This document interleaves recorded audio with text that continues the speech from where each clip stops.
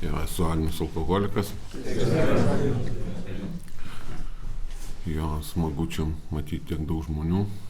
Praeitą kartą čia nebuvo tiek, ne? Kažkaip tai prieš kelis metus gal. Tai ką aš galiu pasakyti, iš tikrųjų tai praėjau tas visas gerimo stadijas, kaip knygoje aprašyta. Iš pradžių patiko tas alkoholis, iš tikrųjų gan ilgą laiką man patiko vartoti.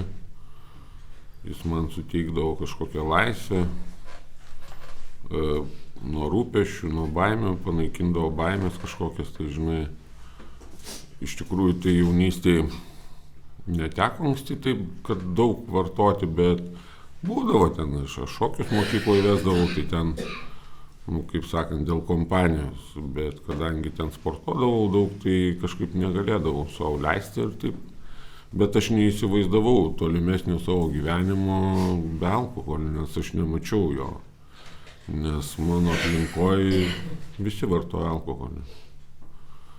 Vartojo ir per išleistuvės mokykloje, ir tėvai, ir vaikai, ir visos šventės, ir su giminėm visur buvo alkoholis. Aš neįsivaizdavau to gyvenimo, kad jis galėtų būti kitoks. Taip ir aš sukūriau šeimą ir mečiau ten sportus visus, viską kažkaip tai mokiausi dar institutė.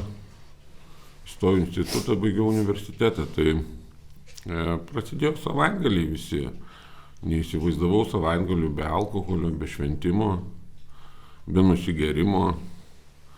Tuo metu dar, kai jaunas buvau, tai ir pachmielų nereikdavo, nežinau, ten iki kelių nakties pagerdavai iš ryto ten, važiuodavai kažkur tai. Jokių problemų, veikia organizmas ir aš neįsivaizdavau, kaip galima leisti laiką kitaip. Ar mes eidavom į teatrus, dar kažkur, tai vis tiek pasibaigdavo, tai apsidovanojimu savęs. Ta prasme, nes, išlaisvino nuo rūpesčių, nuo dar kažko, nuo rutinos, nuo ateities baimės, nes vis tiek dėlioji tą gyvenimą, kurį kažkaip tai ir tai viskas kažkaip tai automatiškai gavosi, kad tas alkoholis didėjo. Aš išvažiavau į komandiruotę dirbti į Rusiją. Ten dirbau vadovaujamą darbą, atrodo, atsakingą. Ten pas mane nebuvo galima gerti alkoholio, ta prasme. Ir aš pats išleidau tos sakymus, kad ten negalima vartoti, baudas, ir aš niekaip nesuprasdavau, kaip žmonės negali, išvažiuoja mėnesį laiko ir negali negerti. Man nedaidavo, ten ateina žmogus pas mane į namus, sunešia moterim, prašo, kad aš jį paimčiau į komandiruotę, prižada negerti, jisai už savaitės prisigėręs guli. Ir ta prasme man nedaidavo. Aš nesuprasdavau, kaip taip gali būti, man nebuvo kažkokie končiniai. Aišku, aš visą tai patyriau paskui pats, bet tai viskas vyko palaipsniui. Ir turėjau tokį brigadininką, atsimenu, kur 3 metus ant kodų sėdėjo. Tai man labai įstiko, nes jis buvo piktas, darbininkam gerai vadovaudavo, žinai. Atsimenu, jo klausiu, tai ką tu veikiai per naujus metus, nes man labai rūpėjo, žinai, ką galima veikti negerti per naujus metus. Sako, žvejoti jau, nafig, o gyvenimas, žinai. Ir kažkaip tai viskas taip tęsiasi, tas alkoholis daugėjo ir iš tikrųjų jisai mane pavergė. Aš pradėjau stebėti, kad aš irgi geriu taip. Ne taip kaip visi, ta prasme, pas mane atsirado pachmielai, pas mane atsirado konfliktai namuose ir taip toliau. Ir mes su žmona baliavodavom, bet, ta prasme, paskui jau nenorėdavau aš, nes prasidėdavo santykių aiškinimais ir negalėdavai ramiai nei išgerti, nei pabūti, nei pasišnekėti, nes prasidėdavo konfliktai, prasidėdavo pachmielai mano ir aš supratau, kad man pradėjo maišyti darbui, maišyti santykiam, maišyti viską ir galvoju, nu reikia nustoti kažkaip tai susitvarkyti čia man. Ir vis savo prižadėdavau, kad ryt kažkaip tai bus kitaip ir niekaip nebeišeina. Nu, ir aš kažkaip tai galvoju, ką reikia daryti. Nu, tai, kad negerti iš visą gyvenimą, kažkaip tai nedaėjo. Nu, aš neįsivaizdavau to gyvenimo be alkoholio. Tai kažkaip tai galvoju, reikia užsikoduoti. Tai taip su tais kodais 15 metų aš kankinausi, vis galvojau, nugalėsiu aš tą alkoholį. Kažkaip tai labai stipriai kovojau, išbandžiau visokius būdus ten. Ilgiausiai gal prabuvau 9 mėnesius blaivas su kodu. Paskui tie kodai man jie kaip ir padėdavo tam tikrą laiką sustoti, bet aš visą laiką per kalėdas ten nusilauždavau tą kodą, nes per naujus gimtadienis tai jau apkatkę darydavau. Tai paskui galvoju, man vasarą reikia pailsėti, nes man kančia blaivam būti, ta prasme. Tai vasarą paskui nusilauždavau. Paskui ten turbūt kelias vasaras taip ir pragėręs esu ten nesustojęs. Tai va, ir taip gyvendavau, dirbau kažkokį tai vadovaujamą darbą ir negalėdavau net pasimti kažkokių tai normalių užsakymų, nes bijau pavesti žmonės, aš žinau, kad aš blaivas neišbūsiu ilgiau kaip pusę metų, prasme, nes man tai būdavo labai didelė kančia. Aš negalėdavau būti, nes aš nežinau paprasčiausiai, ką man reikia daryti, aš nepažinau nei nei nieko ir aš buvau vienas tam pasaulyje, aš negeriu, visi aplinkui mane geria. Ta prasme, aš nepažinau nei vieno žmogaus, kuris ar ten su ar be negeria. Kaip jis gyvena, kaip jis ką, aš neturėjau su kuo pasikalbėti paprasčiausiai, net pasidalinti to, kas mane suprastų. Nes tuo metu mane galėjo suprasti tik tai irgi kitas alkoholikas gerintis, nes jeigu aš ten susirandu kažkokį, tai žinai, sakau, visos bobos durnos jisai sakys jo, tai paliūdė, žinai, tai va tokius globėjus turėjau, žinai, kaip aš vadinu. Paskui, kai susiradau globėją, jisai atvirkščiai, žinai, šneka, sako, gal tu pažiūrėk į save, žinai. Tai va, tai iš tikrųjų visas gyvenimas ėjo tik blogyn. Paskui labai pašlijo santykiai, tai žmona išėjo iš namų, aš atsimenu savo 5 metus, per naujus metus, tai sutikau vienas, tai buvo paskutiniai mano gerimo gimtadienis. Dabar 7 metus iš eilės blaiviai sutikau naujus metus. Tai tada gal ir pradėjo toks, atsikėliau vienas jau po 12, pažiūrėjau šnapsą daryną, sakau, tai vis tiek aš jau čia nieko negaliu padaryti. Iš tikrųjų buvau pavargęs kovoti su alkoholiu, nes mane tai atvedė iki to, kad aš nebenorėjau gyventi. Ten, ta prasme, santykiai pašlyja, darbų negaliu imtis, nes neišbūnu blaivas, į ligoninę išveža prasičiūchint, išeinu prasičiūchinęs, nežinau blaivas kaip gyventi, nes man netinka ta blaivybė tokia, kokią aš ją turiu. Man nepatiko blaivam būti, aš niekad nesusimašiau kodėl, bet girtam liktai viskas gerai, kol geri, žinai.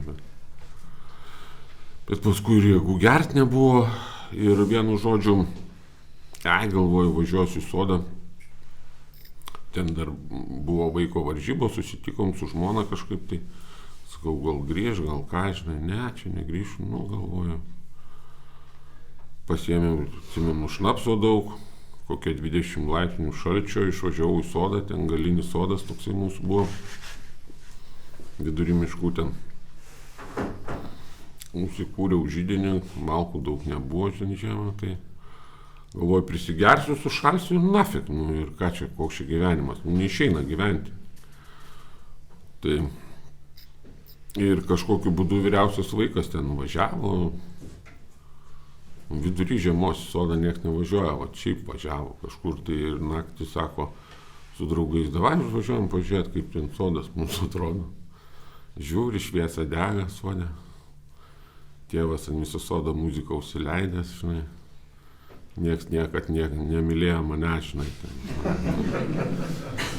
Ir, žinai, ką čia darai, žinai. Važiuojam namus. Tai va, tai paskui ir prasidėjo toks su tom ligoninėm irgi jau ant galo nežinau ten. Per kelis mėnesius aš ten gal 5 kart buvęs, jau paskui tas vedėjas sako, gal jūs jo nevežkit jau, draugam ten. Sako, jis numiršė pas mane, aš negaliu jam padėti. Žinai. Sako, davai, tie draugai, pabandom pas psichologį nuvesti, gal supras, kas čia jam yra, žinai. Per 2 mėnesius 5 kartą ligoninėje psichologė sako, tai maža gal depresija, viskas jam gerai. Tai kur nebus gerai, ten sako, nupiešk ten namą. Tai aš nupiešiu su langinėm, su dūmais, su durim atrakintom, žinai, su šuliniais. Bet žinau, kaip piešti namą, kad psichologijai įtikti. Žinai, o viduj tai, aš pats apgaudinėjau visus, žinai. Tai va, iš tikrųjų pasiūlė važiuoti reabilitaciją 2018 metais, kad nelabai buvo ir kur dingti. Iš tikrųjų, nebežinau kaip gyventi, nemokėjau. Ir aš ten nuvažiavęs, pamačiau pirmą kartą žmonės po 20 metų, po 25. Dabar draugauju su to žmogum vadovu. Šeimom draugavom. Pamačiau laimingų žmonių, blaivius. Man tai buvo kažkoks kosmos. Ten 15 metų, dar kažkiek, ten, kažkoks man atrodė, neįmanomų dalykai. Ir jie buvo laimingi kažkaip tai. Sukūrė šeimas, papasako, kaip jie gyveno, kokių turėjo problemų, žinai.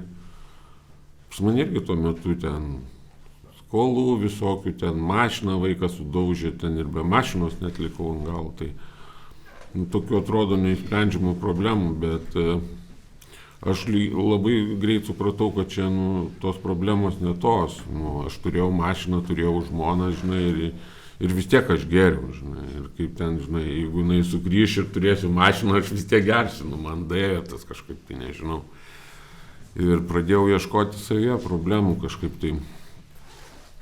Iš tikrųjų, kad aš turiu problemų su alkoholiu, tas pirmas žingsnis, man nesueina, kažkaip tai daug kas sako, aš pasakiau, kad alkoholikas ir čia pirmas žingsnis. Ne, aš esu išbandęs daug visokių variantų ir kad aš vienas negaliu susitvarkyti, man tai buvo, kad man reikia, neturiu jėgos aš vienas, negaliu aš vienas niekaip. Tai čia yra iš tikrųjų pusė žingsnių dalies ir tas gyvenimas yra nevaldomas, kurį aš bandžiau valdyti visą laiką. Ten apsiženęs, juk turėjau svajonių, kaip augs vaikai, kaip kursiu šeimą, kaip aš kilsiu kažkokiais karjeros laiptais, kaip dar kažką darysiu. Jie visi žlugo ir aš bandžiau tai suvaldyti ir paskui radau dėl to kaltininkus, dėl ko jie žlugo. Nes pakeleiviai blogi atseit buvo, žinai, ta prasme. Ne taip nusivyliau, žinai, gal irgi to gyvenimu ir kaip čia parašyta, kad tapo nevaldomas gyvenimas, tai aš tai kažkaip tai mąstau, kad jis yra nevaldomas, ta prasme. Kiek aš bandžiau jį valdyti, tiek aš gavau pamokų. Tai man buvo tas pirmas žingsnis iš tikrųjų. Ir dabar aš jo nevaldau. Pasikliaunu kažkaip tai aukštesnė jėga ir neprisiemu savo nuopelnų už tai, kas viskas vyksta. Ir kai supratau, kad susiradau globėją iš tikrųjų, globėją, kuris padėtų man suprasti, parodytų kažkokį tai kelią, savo patirtim pasidalintų. Ir ką reikėjo man pirmiausia padaryti, tai pirmam žingsnį tai nusileisti iki Dievo lygio, bent jau man. Nes aš buvau už jį aukščiau, aš viską geriau žinojau, viską geriau supratau, žinai, kaip turėtų viskas vykti pasaulyje, kaip kas turėtų elgtis su manim, su kitais, ypač su manim, kaip visi turėtų elgtis, žinai, tada aš būčiau geras. Tai va tas buvo pirmas toks nusileidimas, iš tikrųjų, ir reikėjo užmegzti, jeigu neturiu jėgos, tai man reikėjo ją susirasti. Aš kito kelio neturėjau, kito pasirinkimo, man jo niekas nedavė. Tai kažkaip tai turėjau sąmoningai susivokti. Tai pirmas buvo sąmoningas ryšys kažkoks tai. Jeigu aš čia nevadovauju, tai kažkas tai vadovauja, žinai. Ir kažkaip tai pradėjau galvoti, kaip čia sukurtas tas pasaulis, kokie čia dėsniai tie, kas čia yra, kokie čia tie dvasiniai principai, žinai. Kad pasaulis sukurtas ne žmogaus ir negalėjo žmogus jo sukurti, kaip ir aišku, žinai. Kaip sako, yra, žinai, aukštesnė jėga, tai reikėjo pasirinkti. Aukštesnė jėga yra gal ir velnio jėga, irgi aukštesnė turbūt, žinai. Tai reikėjo pasirinkti, įsivardinti, kad tai Dievo jėga, žinai. Nebuvo sunku tai pasakyti. Neuždavinėjau klausimų savo ir kitiem, koks tai Dievas. Neieškojau jo, nes kažkaip tai įstrigo toks pasakymas, kas ieško Dievo, tai vadinasi jį įsivaizduoja ir jo niekad nesuras. Tai Dievo neieškojau, ieškojau santykio. Ieškojau, kaip viskas sukurta, kaip viskas veikia. Ir tai buvo pirmas toks ryšys kažkoks. Tai. Iš tikrųjų labai paskui viskas keitėsi. Atėjo tas trečias žingsnis, kai reikėjo patikėti savo gyvenimą Dievą, kaip mes suprantame. Tai buvo veiksmas. Kaip sakant, buvo daug pasiruošimo ir kažkaip ten knygoje parašyta, kad įgijom naują darbdavį, žinai. Aš pats buvau ne vieną kartą darbdavys, žinai, ir žinau, ką reiškia, žinai, ką tas darbdavys duoda, jeigu tu gerai dirbi, žinai. Jeigu tu dirbi, tai darbdavys pasirūpina sodra, rūbais ir taip toliau, visko, kas priklauso. Jei gerai dirbi, gauni premijų, jei blogai dirbi, gauni, žinai, papeikimą. Tai kažkaip tai reikėjo įsiaiškinti, ką čia dirbti reikia, ką čia veikti, žinai. Ir iš tikrųjų, palaipsniui aišku suvokiau, kad tas gyvenimas ne aplink mane čia sukasi, žinai. Ir mano egoizmas mane atvedė prie to, tai gal peršoksiu į 12 žingsnį, tai vienintelis mažinantis egoizmą darbas tai yra altruizmas priešingas. Tai kai tu kažką darai nesitikintis naudos, atlygio kažkokio tai. Tai va, ir ką, reikėjo, išsirinkau vietą, iš tikrųjų įdomiai susiglobėjus susipažinom ir prie Piliakalnio tokio gyvenu viršų, ten gimęs, augęs ir užlipom mes ten ant to Piliakalnio iš tikrųjų ir sukalbėjom 3 žingsnio maldą. Tai buvo tas veiksmas, kurį turėjau padaryti. Ir nuo to laiko aš kiekvieną rytą tai darau, ne ant Piliakalnio, namuose, aišku. Tai va, tai man paliko tokį, kaip sakant, kiekvieną rytą aš tai darau, sukalbu tą 3 žingsnio maldą ir man tai labai padeda. Ir ypač dienos eigoje, kai kažkas tai vyksta, kai aš užsinoriu kažko, tai kažkas ne pagal mane, kažkaip sustoju ir nes intuityviai jaučiasi, kad kažkas tai jau man negerai, ir aš nebenoriu toks būti, tai kažkaip tai įkvepiu ir sakau, lai viskas būna pagal tave, ir kažkaip praeina automatiškai.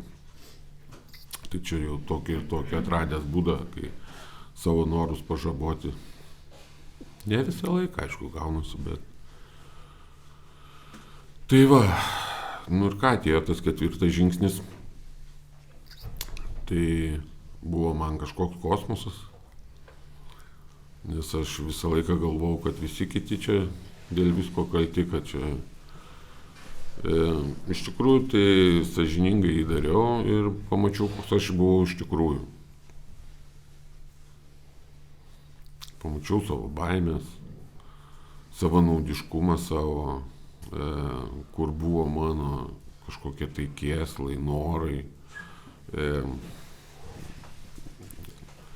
savimeilė ir baimės visos iš tikrųjų. Nes prieš žingsnius aš iš vis galvojau, ką aš čia bijau, nieko aš čia nebijau, žinai. Net nesupratau, kokios čia tos baimės, žinai, o pasirodo, žinai, tas nesąžiningumas, tai priverčia prie tų baimių, tai net negeriant, ta prasme, tai ašgi bijojau, turėjau 2 pažymių knygelės, tai bijojau, kad nesužinotų tėvai. Tai buvau nesąžiningas, atsirado automatiškai tos baimės. Ten kažkur kažką tai ten prisidirbi, taigi visur tos baimės lydi, aš net nesupratau, kokios šitos baimės. Galvoju, bijau gyvačių tik į mišką nuėjęs, žinai, kad neįgeltų. Tai va, ir iš tikrųjų, kai įsipasakau viską 5 žingsnį, tai dar labiau palengvėjo ir nebenorėjau toks būti iš tikrųjų. Kokią aš pamačiau save iš kitos pusės. Labai nenorėjau toks būti. Tai kažkaip tai teko tos būdo trūkumus kažkokius įsirašyti. Bet iš tikrųjų tai ne vien gal ten kažkokią maldą sukalbėti, bet man tokį davė labai pavyzdį gerą, kad ar tu pasiruošęs iš tikrųjų, kad Dievas pašalintų būdo trūkumus? Ar tu tikrai pasiruošęs? Nes ir atsimenu, kai davė pavyzdį, sako, Dievas nebūtinai pašalins tavo būdo trūkumus taip, kaip tu nori. Ar tu tam pasiruošęs? Ir, ta prasme... Sako, pavyzdžiui, tu eitum ten į kairę vedęs vyras, ne? O tu prašai, kad pašalintų būdo trūkumus, ne? Taigi tau gali tai padaryti, kad tu nenorėsi nei į kairę eiti, nei į dešinę, žinai. Ar tu tam pasiruošęs, sako, žinai. Tai vat man labai privertė susimastyti, žinai, ar aš tikrai pasiruošęs, kad pašalintų mano tos būdo trūkumus visus. Bet kažkaip tai atėjo tas, kad kito kelio nėra ir iš tikrųjų prie mano rytinės maldos aš nevardinu tų būdo trūkumų. Aš kažkaip tai prašau Dievą, kad pašalintų visus mano būdo trūkumus, kurie trukdo vykdyti jo valią. Ta prasme, tie, kurie netrukdo, tai ten, žinai, nesame be trūkumus. Tai kurie trukdo vykdyti, tai prašau tuos pašalinti. Ir nerodinėjau kokiu būdu ir kaip, taip aš pasiryžęs. Ir tas atėjo toksai, pasiryžęs. Sunku buvo priimti iš tikrųjų tą sprendimą, ne taip lengva čia su to susitaikyti, nejuokinga, nes tie norai, kai pradedi dirbti su tą programą, jie labai pildosi. Prasme, atsargiai reikia kažkaip tai prašyti. Tai va, ir 8 žingsnį, tas sąrašas ten, labai ilgas nebuvo iš tikrųjų. Ėjau. Tėvai mirė mano, tai laišką rašiau. Iš tikrųjų tai labai padėjo, nes kol aš geriau, tai aš net į kapus nenorėdavau eiti pas tos tėvus, žinai. Pasirodyti, koks aš esu, žinai. Nes aš pats savim nusivylęs, maniau, kad ir jie mane nusivylę, žinai, ir nenorėtų manęs tokio matyti. Ir man būdavo gėda net eiti, aš eidavau, bet, ta prasme, kažkaip tai man buvo net nesmagu ten eiti, nes, aš pats nenorėjau toks būti ir rodyti, žinai. Tai vat kažkaip tai tą laišką pasirašius, kažkaip tai viskas susitvarkė, perskaičiau tą laišką ir pasikeitė kažkaip tai viskas. Kaip tik paskui dar, sako, brolis paskambino, sako, davai ten pakeičiam ten antkapius, ten, davai, tik tai gerai, tvarkom, žinai, kažkaip tai taip stebuklingai, žinai. Aišku, sunkiausiai ten su vaikais, tai taip kaip ir 3 vaikus, 3 sūnus turiu, tai taip, tai vaikai tai ten, bilė tau, kad jį gerai būtų, žinai. Jie ten, žinai, tik tai džiaugiasi, kad ten negeri ir viskas, kad tu laimingas, žinai, ko jam daugiau reikia. Aišku, dabar gal tie santykiai tai labai geri, viskas kažkaip tai kitaip, bet pradžioj tai jie ten, žinai, galvoja tik tai, kad išeičiau iš to liūno, žinai. Nes tai buvo liūnas ir kažkoks tai nenormalus, nesveikas labai gyvenimas, žinai. Tai, su žmona, vat, su žmona buvo 9 žingsnis toksai, irgi labai buvo konkrečiai man išaiškinta, kaip jį reikia daryti, žinai. Mano visuose poelgiuose ir mano veiksmuose, kuriuos aš padariau, aš esu už juos atsakingas. Tai negalėjo būti žodžio bet jokio. Ta prasme. Nes jeigu tu būtum ir ten viskas, ta prasme, jis neįvyktų tas 9 žingsnis. To žodelio bet negali būti. Aš prisiemu viską už tai, ką aš padariau. Nesvarbu, kokiom sąlygom, kas ten, kokios situacijos buvo, ar ten kažkokie susipykimai, nes aš galėjau vis tiek pasielgti. Turėjau 1000 pasirinkimų, kaip pasielgti taip, negu aš pasielgiau. Ten aš priėmiau tos sprendimus, kaip elgtis, gerti, negerti, išeiti iš namų, neišeiti ir taip toliau. Ir visus savo paklydimus aš turiu už juos atsakyti. Tai aš turiu pripažinti už tai, ką aš padariau.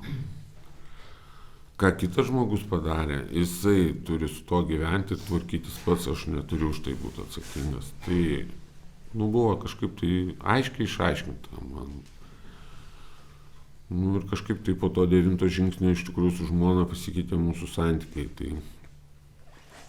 gal jinai pamatė kažkiek, tai, jinai kaip dalinosi, sakė, pamatė, kad aš, pasikeičiau, jinai kažkaip tai su savo baimėm susitvarkė, nes bijojo mane, žinai, su savo kažkokiom irgi baimėm nesusitvarkydavo. Nors man atrodė, kaip čia galima manęs bijoti, aš toks pliušinis meškiukas, geras meškiukas, žinai, tik tai gero noriu. Bet iš tikrųjų, žinai, kaip visiškai ne taip.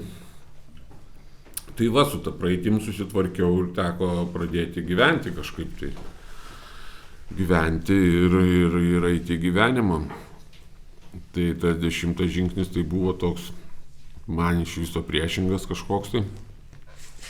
Reikėjo pakeisti mąstymą kažkaip tai, nes aš jį visą laiką atvirkščiai darydavau, tai nuolat stebėdavau kitus. Ir kai jie būdavo neteisūs, pasakydavau, kad jie klysta. Tai, ta prasme, tai buvo priešingas man žingsnis mano gyvenime. Man ir dabar labai sunku daug kur pripažinti, kad aš čia pjaunu grybą. Tas teisybės ieškojimas, jisai vis tiek kažkoks įgimtas gaunasi. netaip lengvai jį čia paima ir jisai dingsta. Bet, ta prasme, stipriai stebiu save, aiškinuosi dėl ko, kur aš čia pradedu manipuliuoti, kažkur valdyti, kažką tai daryti, žinai, tikrai stebiu save ir man tai padeda iš tikrųjų. Padeda būti kitokiam, nes, kai aš tik noriu pakeisti kažką tai kitą, tai iš karto gaunu pamokų kažkokių, tai vėl pas mane ten kažkas tai suvirpa ir tas, sąžinės balsas toks, kad, ne taip čia viskas yra, žinai. Ir iš tikrųjų tai juk aš atsakingas už savo nuotaikas, už viską, ta prasme. Aš už savo reakcijas atsakingas. Tas žmogus, jisai ėjo ir praėjo, jam 100 metų, aš taip reaguoju. Tai aš galiu vienaip reaguoti, galiu kitaip reaguoti. Ir aš blogai jaučiuosi nuo to, kad neteisingai reaguoju. Tai ir stebiu save, žinai. Kodėl neteisingai reaguoju, kodėl taip darau, žinai, ar aš galiu kažkaip kitaip padaryti, žinai. Labai iš tikrųjų dažnai naudoju ramybės maldą, bet ne tai, kad kalbėdamas, iš tikrųjų man jinai padeda, kai aš pradedu aiškintis, ką tie žodžiai reiškia. Ką reiškia ta ramybė, iš tikrųjų, kažkaip ją irgi suprasdavau, kaip pabūti tyloje ar dar kažkur tai. Bet iš tikrųjų, tai aš ramus tada, kai mano sąžinė švari, ta prasme. Ir, man labai reikėjo ieškoti, kas ta ramybė, žinai. Tai ne tyla ir ne vienatvė, ne pabūti vienam kažkaip, tai žinai, o kai aš ramus, ta prasme, kaip aš dėl nieko nesinervuoju. Tai va, išminties tai semiuosi iš savo iš tikrųjų praeities, aš iš to 4 žingsnio, iš visų kitų savo, tai yra begalinė patirtis, kurią aš nugavinau ir man tikrai yra iš ko pasisemti, tai ta prasme ir drąsos reikia, drąsos labai daug reikia keisti, aišku, ką gali pakeisti. Tai va, to žodžius labai taikau savo, iš tikrųjų labai padeda. 11 žingsnis malda ir meditacija. Meditacija, suprantu, tai apie, čia tai neišėjimą į kalnus ar dar kažkokio, čia meditacija, tai apie mano mintis, apie sveikimą, apie programą, kaip aš būnu, ką aš mąstau, dienos skaitiniai, mano mintis apie sveikimą, kaip aš mąstau apie sveikimą ir koncentruojasi į tai ir yra mano meditacija iš tikrųjų.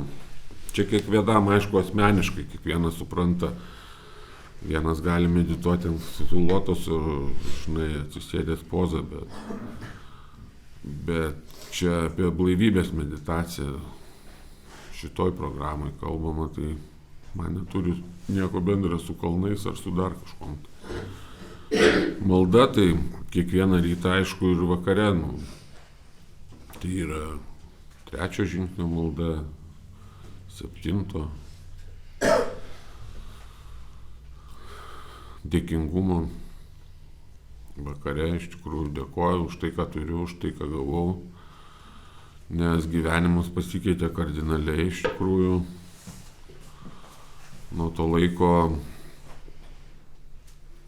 aš susitvarkiau visą gyvenimą, susitvarkiau visus santykius iš tikrųjų. Atsirado daug darbų, kaip nekeista, nors sakiau, kad jų nėra. Iš tikrųjų pasikeitė, sugrįžo žmona, gimė anūkė man dar. Ta prasme, džiaugiuosi gyvenimu iš tikrųjų. To 9 skriaudas atitaisyti, tai turbūt iš pradžių galvojau, kaip reikės atiduoti skolas. Tai iš tikrųjų buvo lengviausia padaryti. Kaip nekeista, Dievas taip sudėliojo, kad man Aš galvojau, kad ten ilgai reikės įsidavinėti, bet finansinius dalykus, bet jie įsisprendė kažkaip labai greitai. O visa kita tai yra nebaigiantis dalykai, ypač su vaikais, su žmona, su tuom, kur gyveni, tai nemanau, kad dabar ten aš kažką tai atitaisinėjau, aš paprasčiausiai gyvenu normalų gyvenimą ir stengiuosi būti naudingas iš tikrųjų. 12 žingsnis man iki šiol yra toksai labai sunkus, labai painus, nes taip atrodo, kad, čia idėja kažkur tai dalintis, bet vis tiek tas, kaip sako, eini dalinti, duodi tam, kad gautum, žinai. Tas man kažkaip tai nepriimtina iš tikrųjų. Aš einu dalintis dėl to, kad reikia dalintis, kad taip veikia programa. Ir jeigu aš vėl galvosiu, kad aš čia kažką tai gausiu, kad aš čia duodu, tai aš vėl kažkaip tai susireikšminu labai stipriai. Ir man tai iš tikrųjų yra, aš einu dėl to, kad reikia taip man daryti. Tokia yra programos dalis. Aš nežinau, ar aš duodu, ar aš gaunu. Nežinau, ar jums čia kažkam tiksta mano istorija, ar ten pritaikysit, kažkas nepritaikysit. Čia ne mangi spręsti, ta prasme. Aš einu padaryti tą, ką aš turiu padaryti. Vienas susitapatins, ką reikia padaryti, kitas susitapatins, ko nereikia iš manęs padaryti. Ta prasme, čia ne mangi spręsti. Kitas gal iš vis sakys, nusišneka čia, žinai. Bet kiekvieną privers kažką, tai turbūt susimastyti, bet kaip. Tai aš ir nežinau, žinai, kažkaip tai iš tikrųjų, tas yra sunkiausias dalykas, kaip ir išlikti anonimišku. Man tas anonimiškumas, kuris yra tradicijose, tai ne tam, kad aš likčiau paslaptinga, bet iš tikrųjų tas anonimiškumas yra man, kad aš nesusireikšminčiau, kad mano egoizmas nekiltų. Nes kai aš atsimenu, išplojau grindis ir išvaliau langus, ir kai žmona grįžo, sako, o grindis išvaliai. Sakau, aš dar ir langus išplojau. Tai čia nieko gero neparodo. Bet man tai sunku padaryti paprasčiausiai, aš taip nepratęs, bet pratinuosi, stebiu save ir stengiuosi taip elgtis. Tai ačiū, kad išklausėte. Ačiū tau. Ačiū už tokį atvirą pasidalinimą.